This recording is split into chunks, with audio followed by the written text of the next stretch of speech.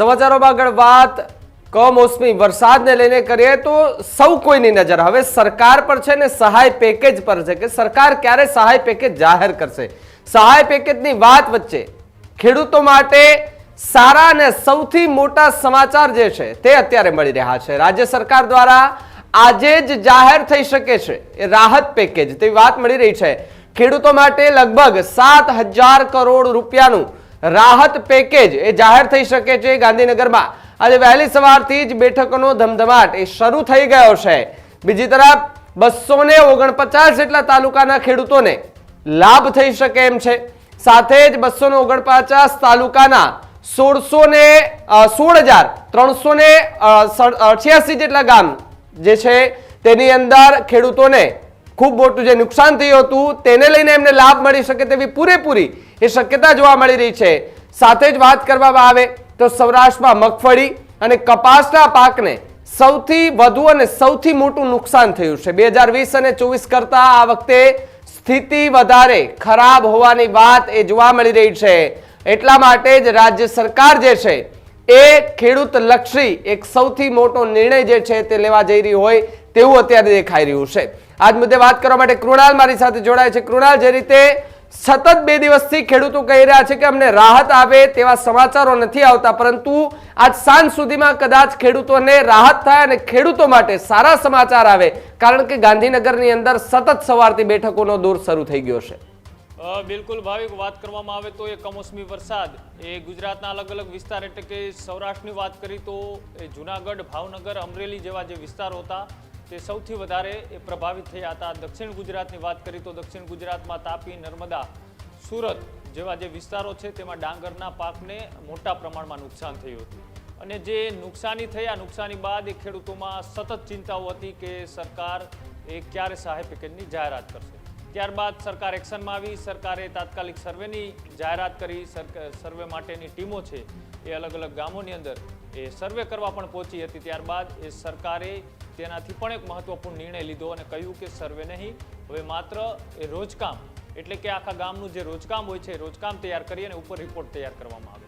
આ રિપોર્ટ તૈયાર થયા બાદ એક બેઠકો એ ગાંધીનગરની અંદર ચાલી રહી છે। સાથે જ એ રાજ્યના મુખ્યમંત્રી ભૂપેન્દ્ર પટેલ એ ગીર સોમનાથ અને જૂનાગઢ જિલ્લાના છેવાડાઓના ગામની એ મુલાકાત પણ કરવા પહોંચ્યા હતા અને સાથે જ ખેડૂતો સાથે 1-to-1 ચર્ચાઓ પણ કરી હતી અને ત્યારથી એ અત્યારે જે સરકારી આંકડાઓ જે સામે આવી રહ્યા છે એમાં જો વાત કરવામાં આવે તો 249 તાલુકાના ખેડૂતોને આ જે સહાય છે તેમનો સીધો લાભ મળી શકે છે અને 249 તાલુકાના 16,387 ગામોમાં જે પાક નુકસાનનું ધોવાણ થયું છે, આ જે કમોસમી વરસાદ પડ્યો છે, આ કમોસમી વરસાદમાં સૌથી વધારે મગફળીનો પાક છે એ ફેલ ગયો છે।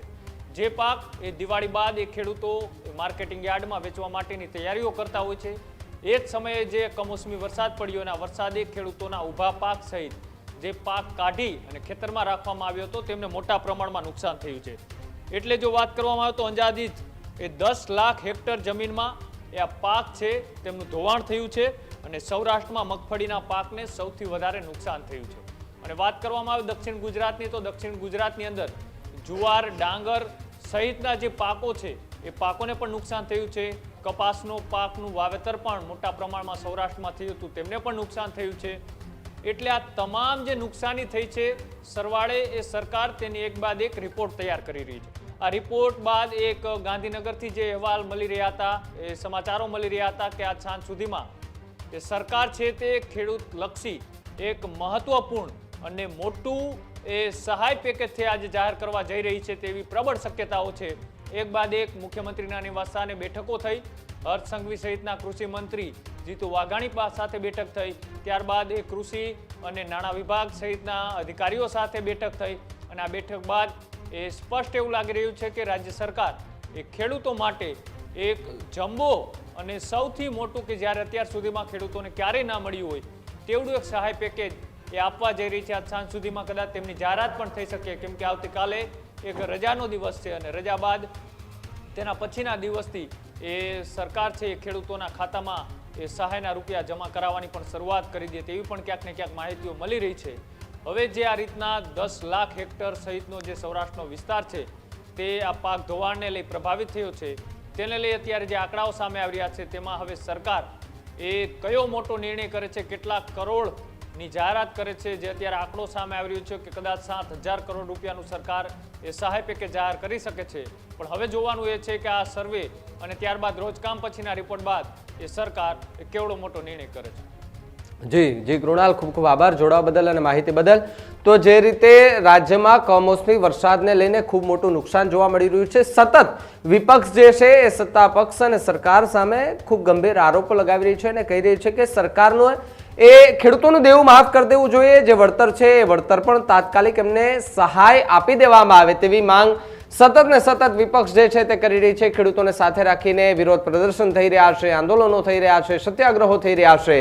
સાથે જ અમુક વિપક્ષમાં એવા પણ નેતાઓની વાત સંભળાય કે જો અહીંયાથી આ સરકાર આટલી જાહેરાત કરે છે તો અમે સરકારના આ નેતાઓને મોઢું મીઠું કરાવીશું, એમને અભિવાદન, એમનું સન્માન કરવા માટે અમે જઈશું. આ પ્રકારની વાતો અત્યારે થઈ રહી છે. ત્યારે ગુજરાતની અંદર એક તરફ રાજનીતિ પણ થઈ રહી છે તો બીજી તરફ સાંજ સુધીમાં કદાચ ખેડૂતો માટે ખૂબ મોટા અને ખૂબ સારા સમાચાર આવી શકે તેવા પૂરેપૂરા એંધાણ દેખાઈ રહ્યા છે.